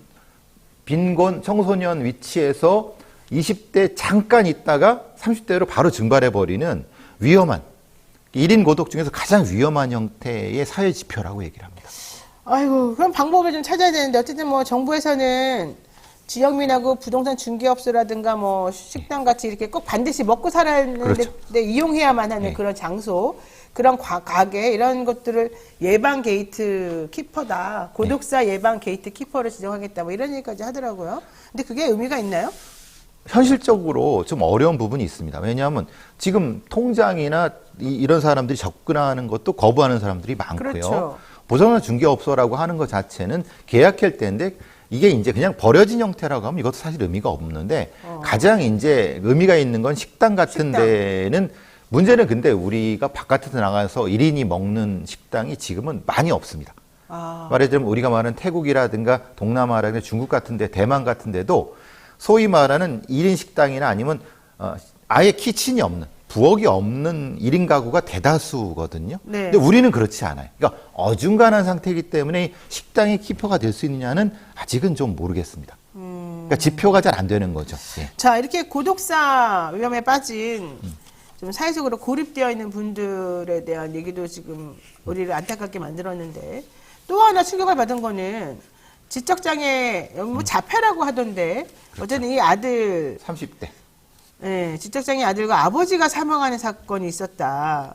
부자의 집에서는 신변을 비관하는 내용의 유서도 발견되었다. 이런 이게 얘기가 이제 있더라고요. 가장 울산에서. 경찰 112에서 가장 많이 나타나는 게 추석이나 설날 바로 전에 이런 일이 나타납니다. 그러니까 말하자면은 굉장히 이제 뭐 명절 전에는 네. 굉장히 그 심리 상태가 올라갑니다. 그 상태에서 이런 선택 경우가 심리 상태가 올라가는 게 급격히 무슨 올라갑니다. 말이에요? 다른 사람들이 명절이라고 들떠 있는데 예. 본인들은 그게 아니지 않습니까? 그러면 어떻게 해야 되냐? 갈등이 날 수밖에 화가 없고. 난다는 예, 거예요? 화가 나는 거고. 그러면 이제 이런 형태죠. 자기 자식을 죽이고 자기도. 이제 이건 뛰어내린 겁니다. 그러니까 법문에서. 아버지가 예, 아들을 죽이고 뛰어내린 겁니다. 예. 그리고 이제 이런 형태된 것처럼 물론 이제 저기 송파 김포에서 5가족 죽은 거는 말씀드린 것처럼 이런 형태가 명절 전에 급격히 늘어납니다. 그리고 명절 끝난 다음에 줄어듭니다. 이게 지표가 명확히 나타납니다. 그래요. 예. 그러니까 명절을 중심으로 해서 사람들의 심리적인 그런 기대감이죠. 기대감이 있는데 그걸 채워주지 못하는 현실 속에서 그렇죠. 좌절감이 크게 좌절이 더 나타나는 거죠. 커지게 되고 이런 일이 벌어질 수 네, 있다. 그리고 특히 부모가 네. 내가 죽으면 어차피 얘는 아무도 못 돌봐줄 텐데라고 그렇죠. 하면서 같이 가자 이제 이렇게 생각할 수가 있다는 거군요. 그래서 이게 울산 북부 경찰서에서 이번에 이제 보도된 그런 사건이었는데 저는 이거보다도 더 사실은 조금 충격이었던 게 그 중학생 아들이 아빠가 잠깐 집을 나간 사이에 엄마한테 자기네 아파트 바깥에서 놀이터에서 시끄럽게 구니까 조용히 해달라고 엄마한테 얘기했는데 엄마가 아, 명절이니까 그러지 조용히 어떻게 시키니 좀 참아라 이렇게 말했대요. 그러니까 그 아들이 화가 나가지고 엄마를 살해했다는 겁니다. 그래서 평상시에 그 집에서는 지체가 좀 부자연스러운 딸도 있었는데 누나죠. 누나를 엄마가 더 잘 돌보고 내 말은 들어주지도 않는다 때문에 화가 나 있었던 상황에서 아빠도 없고 이런데 엄마가 자기 말 안 들어준다는 것 때문에 엄마를 살해하고 도망갔다가 아버지가 이제 와서 살펴보고서 신고하고 엄마는 결국 죽고 자기는 찾아내서 이제 사건이 알려지게 된 사건 있잖아요. 그 사건 같은 경우는 우리가 어떻게 봐야 돼요, 그러면? 그러니까 그것도 이제 명절 전에 나타나는 심리적 증후군이라고 하는데 심리적 증후군이 그렇죠. 그것도 상당히 네. 심리적으로 이제 업돼 있을 수 있는 상태와 비교 심리가 나타날 수 있는 거죠. 그러니까 다른 사람들이 이렇게 가족이 화목하게 뭐 떠들고 뭐 아이들이 막 떠드는 게 네, 싫어요. 본인은 싫죠. 왜냐하면 본인의 상태는 장애인 가족이고 그런 상태이기 때문에 그런 느낌이 없는 상태에서 그걸 해줘야 되는 어머니가 자기보다는 다른 사람들을 편을 드는 거지 않습니까? 그렇죠. 그러니까 심리적으로 축적되는 것이 분노가 나타나는 건 형태인데 네. 이게 심리적으로 이런 형태는 평소에 체크하기가 되게 쉽지 않습니다. 왜냐하면 이런 경우는 늘 그래야 된다라고 이제 유지가 되고 있는데 이런 명절 증후군이라고 하는 거죠. 말하자면 거기서 폭발하는 것 때문에 사실 가장 위험한 거죠. 경찰들도 순찰할 때 이런 가구들을 가장 주목합니다. 그러니까 말하자면 장애인 가족이라든가 2인 가족이나 이런 데에서 이거 분명히 뭔가 바깥에서 자극이 들어오면 바로 터질 수 있다라고 해서 사실 조금 분리시켜 놨어야 되는데 이게 좀 그렇게 된 것 같아요. 그 사건도 사실 좀 안타깝습니다. 사실은 좀 정말 충격이었고요. 네. 또 누구든지 죽여버리겠다 이러면서 서울로 상경했어요. 창원에서 그래가지고 여중생 2명한테 흉기를 휘둘러서 살인미수로 검거된 그런 학생들이 있었지 않습니까? 모범범죄와 아까 말씀드린 명절증후군과 네, 두 가지가 합친 거예요? 다 합쳐진 거죠. 이들은 서초구 양지동 산책로에서 범행을 저질렀다가 잡혔는데요. 경남 창원에서 올라온 A군. 창원에서 부산에서 일주일 전에 흉기를 구입하고 작정을 하고 창원에서 고속버스 타고 명절 기간 중에 올라와서 양재천의 산책로에서 여중생 둘을 공격을 했죠. 세상에 혼자서 이렇게 그냥 아무나 무차별적 공격하려는 마음으로 그걸 일주일 전부터 계획했다는 거죠. 세상에. 그러니까 이런 형태가 굉장히 위험하다는 거고. 그러네요. 아시다시피 오늘 태국에서 14살짜리가 총기 난사를 벌인 것처럼 10대 초중반 애들의 이런 폭력적인 부분이 심리적으로 폭발하는 부분은 사실 되게 위험합니다. 10대들이 왜 이렇게 갑자기 이렇게 막 심리적으로 폭발합니까? 심리적으로는 폭발을 했죠. 근데 문제는 수단이 생긴다는 거죠. 그 태국은 총기가 네. 비교적 자유롭고 우리는 총기가 우리는 없는데. 이제 총기는 없지만은 얼마 전에 있었던 최윤정 사건, 신림동 사건이 이제 자극의 모태가 된 거죠. 똑같이 형태하는 거 아닙니까? 그럼 그런 게 모방범죄라는 뜻이에요? 모방범죄란 이건 모방범죄죠, 확실히. 그럼 지금 그런 사람들 때문에 모방범죄가 또 이 10대 청소년들에게 막 들어가 있는 거예요, 이게 마음속으로? 모방범죄는 파도처럼 밀려온다고 하죠. 한번 올라갔다가 다시 내려갔다가 계기가 되면 다시 올라가는. 그래요? 예. 이걸 경찰이나 치안 당국에서는 뭐 어떻게 하겠다 이런 대책은 없습니까? 이 현장 대책밖에 없죠.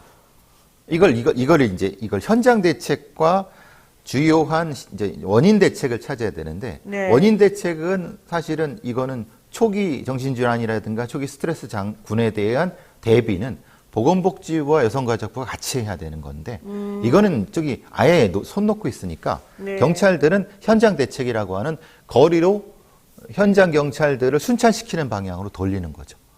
형사들을. 달려 민주열차라는 분이 예. 범죄자 그 한 사람에게 초점을 둘 게 아니라 이 정부와 이 사회의 현실을 직시해야 되는 거 아닙니까? 라고 말하는데요.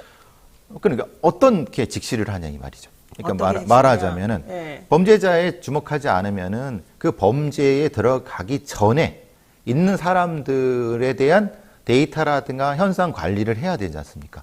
그럼 그걸 누가 할 것이냐, 어떻게 할 것인가에 대한 대안이 아까 말씀드린 것처럼 네. 그걸 누가 할 것이냐 그리고 어떤 방법을 할 것인가에 대한 대안이 연결이 되는 거죠. 알겠습니다. 자, 이 얘기도 한번 해보겠습니다. 결과적으로는 경찰 조직이 살아나야 이런 치안 문제도 해결이 되고 사기도 좀 진작이 되면서 뭔가 실질적으로 문제 해결이 좀 가능해지지 않을까 생각하는데 추석 연휴 이후에 경찰 조직을 개편한다 이런 얘기가 좀 있습니다. 그러니까 이제 그 전에 저걸 했죠. 경찰 고위직 인사를 예, 추석 인사 연휴 했잖아요. 전에 예. 기습으로 해버리고 예. 그냥 후다닥 해버리고 그 전제는 뭐냐면 조직 개편을 한다. 근데 이건 잘못된 겁니다. 그러니까 왜냐하면 추석을 앞두고 고위직 인사를 했어요. 먼저 했고. 인사를 먼저 했어요. 네, 경찰에서. 근데 이걸 가지고서 조직 개편을 최종 확정해서 뭔가 정리하겠다고 했는데 네, 잘못된 거죠. 그게 잘못됐다. 왜냐하면 조직 개편을 한 다음에 인사를 해야 되는 거 아닙니까?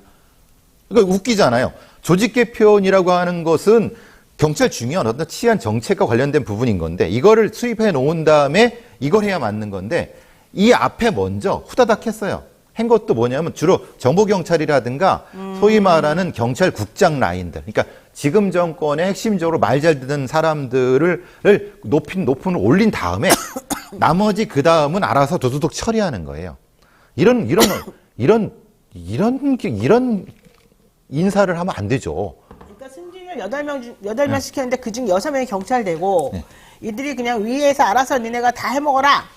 이렇게 된 거예요? 이렇게 되고 근데 이 소위 말하는 치안감들 아무런 의미가 없습니다. 왜요? 왜냐하면 우리가 지금까지 문제가 됐던 어떤 윤희근 청장이라든가 이런 경찰청장이나 경찰국장 이런 사람들은 지금 얘기되는 치안감 승진자들하고는 아무런 관련이 없습니다. 네. 아무런 어떤 능력이라든가 결정권도 없는 치안감들한테는 던져주고 네. 소위 말하는 잘 부려먹을 수 있는 어떤 치안 정감 3개짜리들은 소위 말하는 경찰국장이라든가 그 정보국장 쪽에서 올려갖고 수적처럼 부리려고 하는 이게 사실은 지금 정부의 큰 문제가 되는 거죠. 아, 근데 어쨌든 경찰청에서는요, 지난달 18일에 그 했던 이런 인력 재배치, 네. 뭐 조직 개편안 추진 계속 하겠다라고 하면서 형사 기동대, 기동 순찰대 같은 거를 새롭게 운영하겠다고 하는 거예요. 네.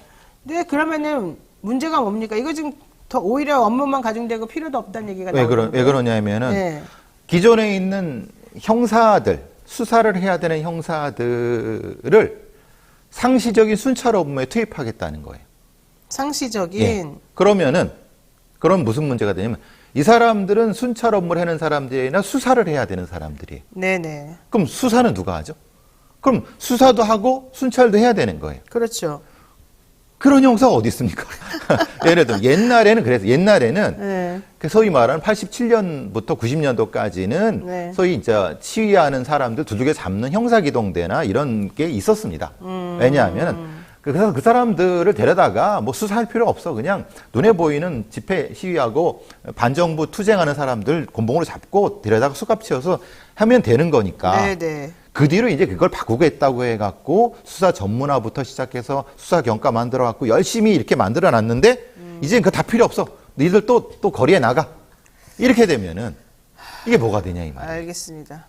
자, 경찰에서 치안 강화하겠다고 했지만 현실적으로 경찰들은 우리가 뭘 가지고 치안을 강화하냐. 나는 총도 없고 아무것도 없다. 이런 얘기 합니다. 근데 총은 너무 위험하기 때문에 함부로 줄 수는 없다는 게 또 얘기긴 합니다. 왜 위험하다고 그럴까요?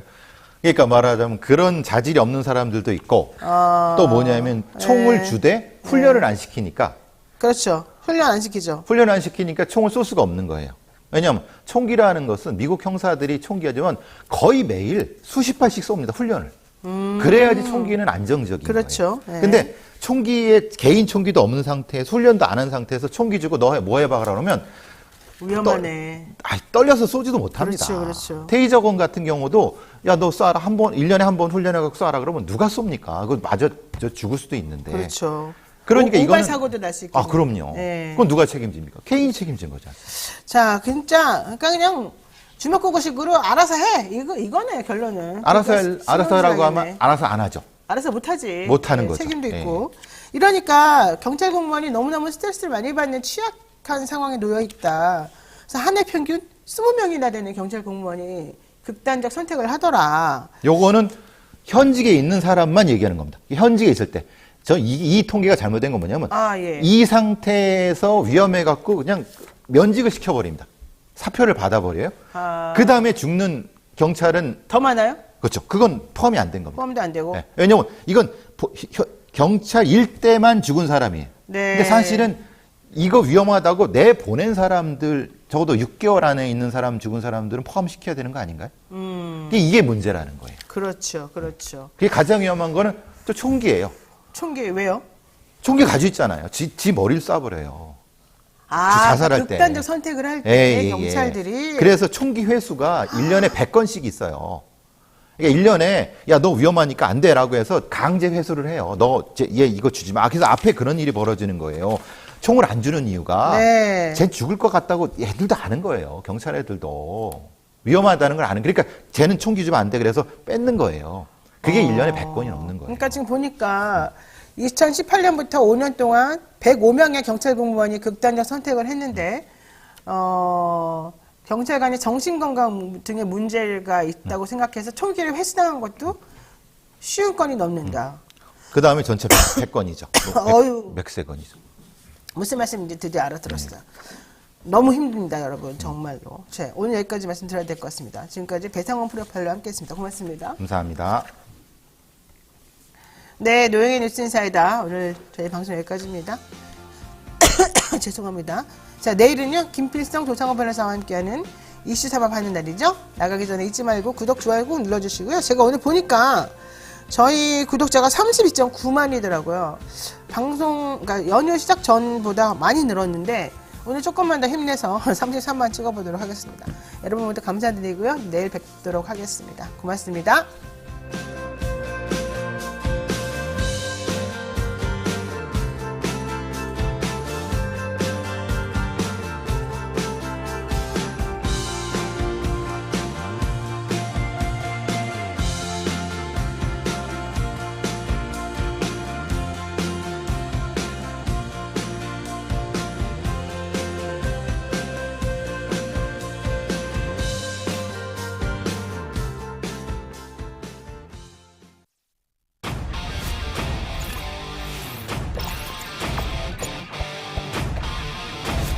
이토마토 전문가와 함께하는 올인원 서비스. 주식 투자 교육, 주식 종목 추천, 주식 투자 방법. 장 시작부터 마감까지 라이브 온 에어 실시간 생방송. 현명한 투자를 위한 투자 교육과 투자 방법. 이토마토가 여러분과 함께하겠습니다.